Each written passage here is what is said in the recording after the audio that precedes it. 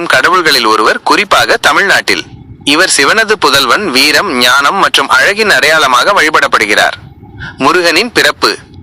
புராணங்களின்படி சிவபெருமானின் நெற்றிக்கண்ணில் இருந்து தோன்றிய 6 தீப்பொறிகளிலிருந்து முருகன் பிறந்தார்.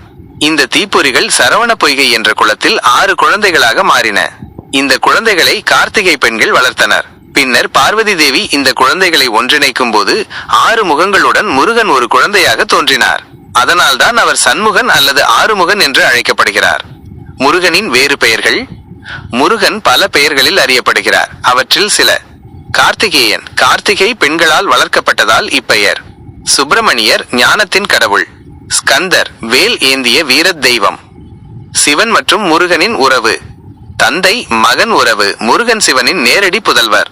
இது இந்து மதத்தில் மிகவும் முக்கியத்துவம் வாய்ந்த ஒரு தெய்வீக உறவு.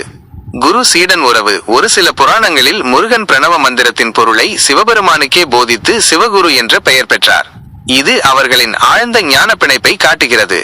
தர்மத்தை நிலைநாட்டுதல். சூரபத்மன் என்ற அசுரனை அழிப்பதற்காகவே முருகன் தோன்றினார். இது சிவபெருமானின் அழிக்கும் சக்தியையும் உலகில் தர்மத்தை நிலைநாட்டுவதையும் பிரதிபலிக்கிறது.